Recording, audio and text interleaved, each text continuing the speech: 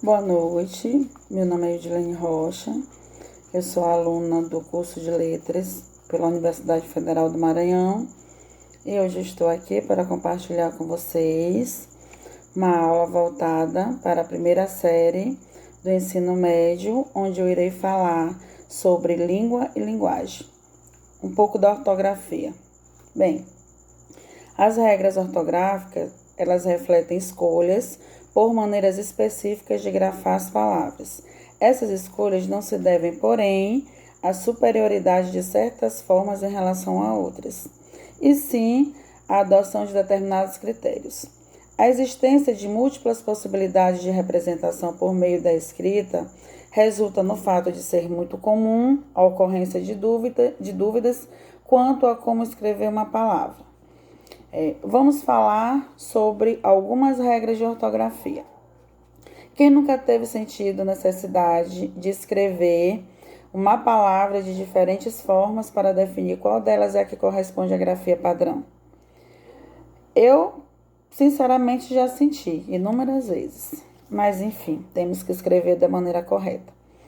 Neste caso, a dúvida ela é resolvida com nossa memória visual. Por isso, é muito importante ler e praticar bastante a escrita, pois assim teremos mais oportunidades de memorizar as formas padrão. Os dicionários são uma excelente alternativa para esclarecer dúvidas, pois trazem não só as formas padrão, mas também o significado das palavras. Assim, se houver duas possibilidades de grafia e, portanto, duas palavras diferentes com o mesmo som, saberemos qual é que nos convém. A dúvida ela pode ser sanada também com base no critério etimológico, isto é, buscando-se saber a origem da palavra, ou seja, de qual língua ela vem ou de qual termo ela deriva. Um exemplo, a letra H é início de palavra, como hoje, por exemplo, é um exemplo clássico de regra com base etimológica. A palavra hoje, ela deriva da forma latina hoc dai e, por isso, o H é mantido, embora ele não seja pronunciado. Além das maneiras comentadas anteriormente, o conhecimento das regras básicas da ortografia vigente é um recurso valioso para a escrita correta das palavras. Alguns exemplos que eu tenho aqui para mostrar para vocês é o emprego de S ou Z, o emprego de X ou CH, emprego de G ou J, o emprego do S, C, C cedilha, SC e SS. Agora eu vou falar um pouco para vocês dos homônimos e parônimos e o que eles significam.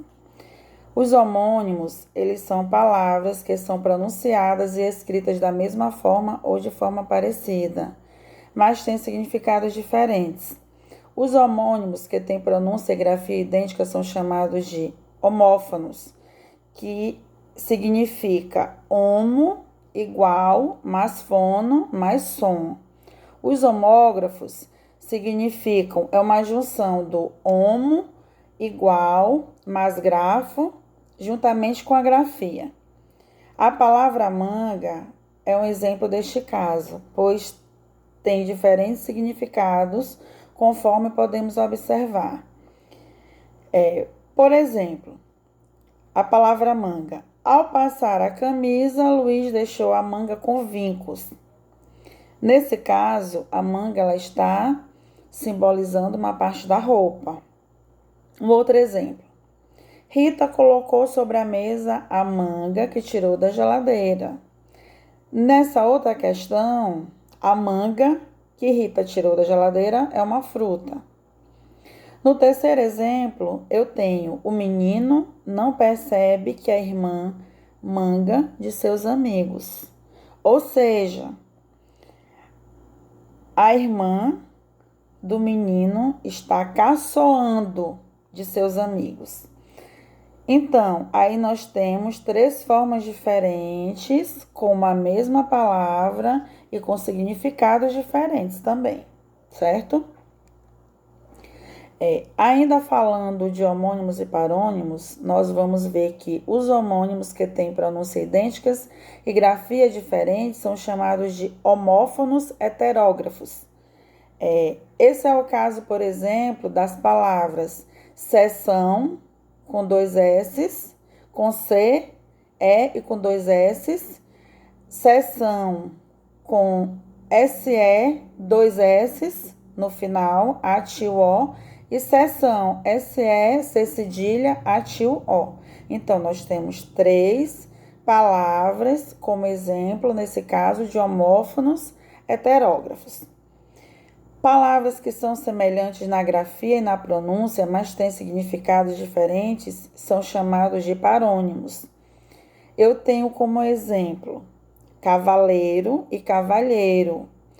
Cavaleiro com L-E-I e cavalheiro com L-H-E-I, que são palavras que são praticamente iguais, com a pronúncia parecidíssima, quase igual, mas que na escrita tem a diferença do cavaleiro para o cavalheiro.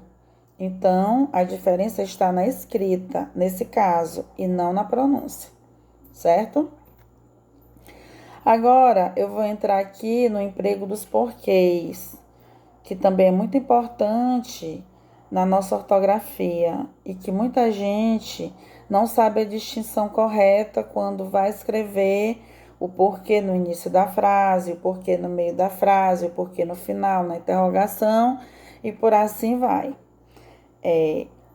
Quando escrever porquê junto sem acento?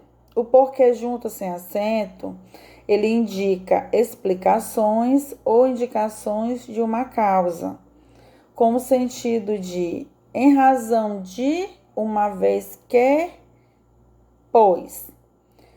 Ou em perguntas para cujas respostas se tem uma hipótese. Ou seja, hipoteticamente falando, quando a gente quer dar uma explicação para alguém e que por muitas vezes não é uma coisa concreta. Eu tenho aqui um exemplo. Ele não veio porque choveu. Nesse caso, do porque choveu, é o porquê junto sem acento, certo? Agora eu tenho aqui o porquê junto com acento. O porquê junto com acento, ele indica sentido de motivo, razão, circunstância e por aí vai.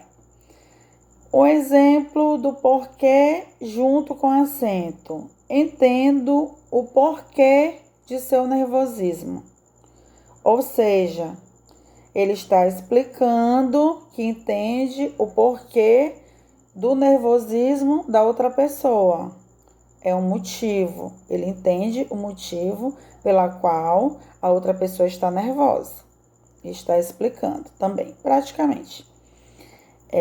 Agora eu tenho aqui o porquê separado sem acento.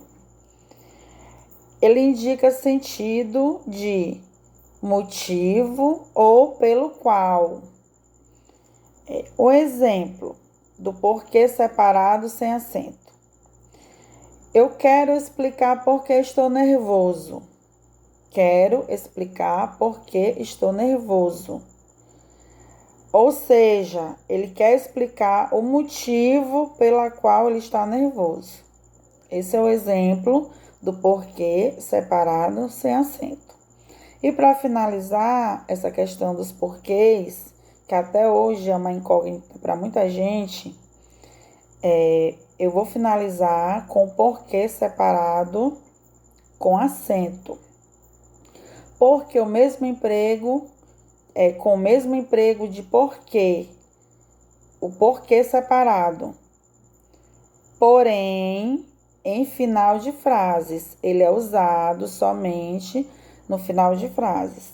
Diferente do outro porquê, que é separado sem acento, que ele indica motivo ou pelo qual. Nesse caso, ele indica o seguinte: você só pode usar esse porquê no final de cada frase. Aí eu tenho aqui um exemplo. Você não veio por quê?